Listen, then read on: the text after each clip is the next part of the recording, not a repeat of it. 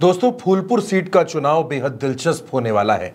उसकी वजह यह है कि फूलपुर की सीट पर पल्लवी पटेल की मां यानी कि अपना दल कमेरावादी की अध्यक्ष कृष्णा पटेल चुनाव लड़ सकती हैं। चर्चा है कि इस बात का ऐलान अगले 1 से 2 दिन में हो सकता है कि कृष्णा पटेल फूलपुर की सीट से चुनाव लड़ेंगी पीडीएम के तहत। जो गठबंधन ओवैसी और पल्लवी पटेल ने बनाया पीडीएम, उसके तहत कृष्णा पटेल इस सीट से चुनाव लड़ सकती हैं।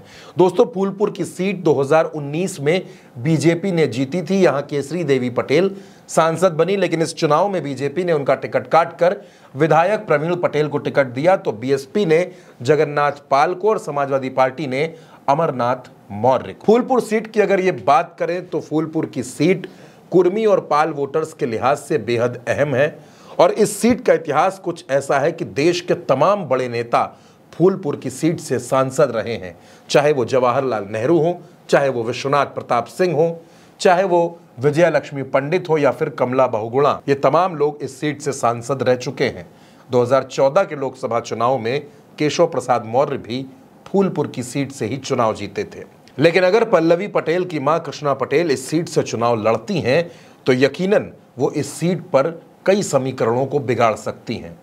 दोस्तों, फूलपुर कृष्णा पटेल के लिए या पल्लवी पटेल के लिए इसलिए भी खास है क्योंकि कृष्णा पटेल के पति सोनेलाल पटेल की सियासी कर्मभूमि फूलपुर ही रही है।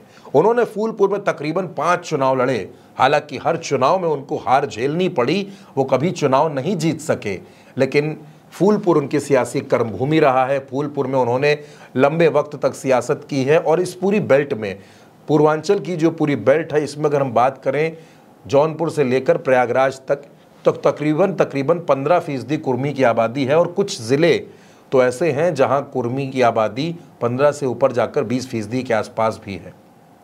यानी कि कुर्मी वोटर्स इस क्षेत्र में बेहद असरदार हैं, निर्णायक हैं और चुनाव को जिताने हराने की क्षमता भी रखते हैं। और अब अगर कृष्णा पटेल इस सीट से चुनाव लड़ती हैं दोस्तों, तो ये चुनाव बेहद रोचक हो जाएगा।